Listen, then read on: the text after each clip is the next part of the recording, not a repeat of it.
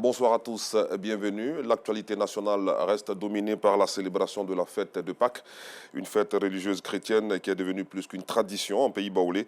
À l'instar des villes et villages du centre du pays, les populations de Yopougon ont également festoyé au rythme de la Pâques ou Pakinou. Des maquis baoulés comme le Siablé et l'Arodan de la plus grande commune de notre pays ont été pris d'assaut par des fêtards qui n'ont pas boudé leur plaisir. Le compte-rendu de nos reporters Justin Kouassi et Assita Diarra tout à l'heure dans la grande édition.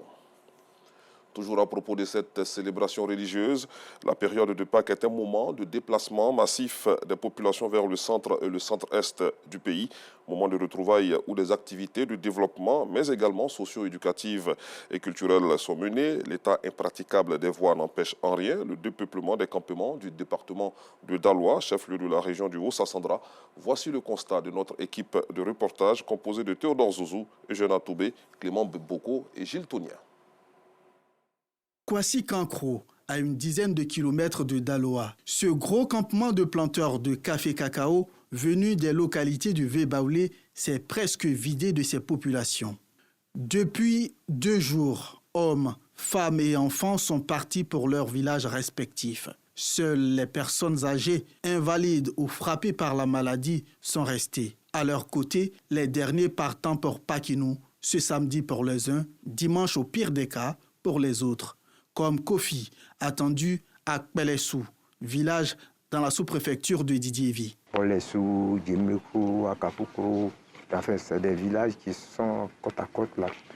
Donc, ils se sont organisés pour aller. Déjà, il y a 3 convois qui sont déjà partis. Si vous voyez que le village est un peu calme, beaucoup sont partis. Parce que moi, je suis porte-parole d'une autre cour. Donc, quand ça arrive comme ça, on m'appelle beaucoup pour les réunions. Donc, il a fallu que je parte. C'est pourquoi j'attends demain pour rentrer.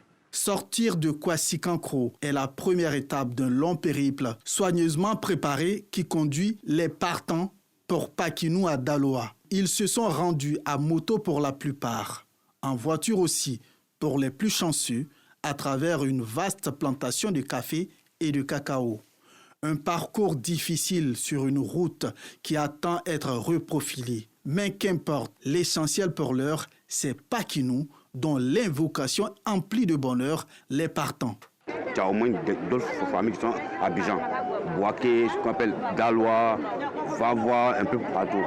Donc c'est l'occasion, ils ont choisi pour que la famille se croise. Gare routière de Daloa. Nous retrouvons d'autres candidats au départ pour Pakinou. La ruée vers les véhicules sur les gares pour diverses destinations. Il faut se battre et s'armer de patience en ce moment particulier, mais ces Pakinoufois ont une foi inébranlable. On doit aller au village pour voir les parents, les frères et sœurs qu'on a laissés il y a longtemps. Même si c'est quand 1h du matin, en tout cas moi je vais partir. Partir à tout prix.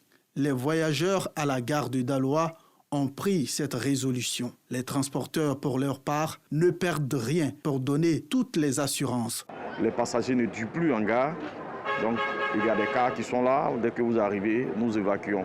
C'est ce qui fait qu'il n'y a pas trop de monde à la gare.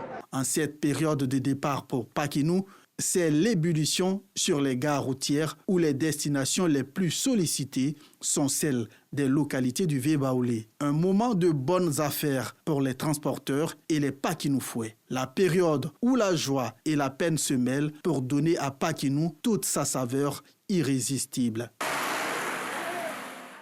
De l'autre côté de la frontière nord de notre pays au Mali, plus de 80 associations et partis politiques demandent le retour à l'ordre constitutionnel. Dans 2 déclarations distinctes, toutes ces entités ont appelé hier la junte malienne à la mise en place d'une nouvelle architecture institutionnelle en vue d'organiser dans les meilleurs délais l'élection présidentielle. Ces associations et partis affirment qu'officiellement la durée de la transition a pris fin le 26 mars dernier.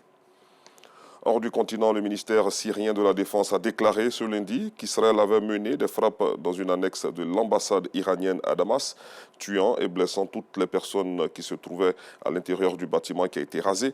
L'attaque a détruit l'ensemble du bâtiment, tuant et blessant toutes les personnes qui s'y trouvaient. Des travaux sont en cours pour récupérer le corps et sauver les blessés sous les décombres, a ajouté le ministère. Fin de ce flash, je vous retrouve à 19h30.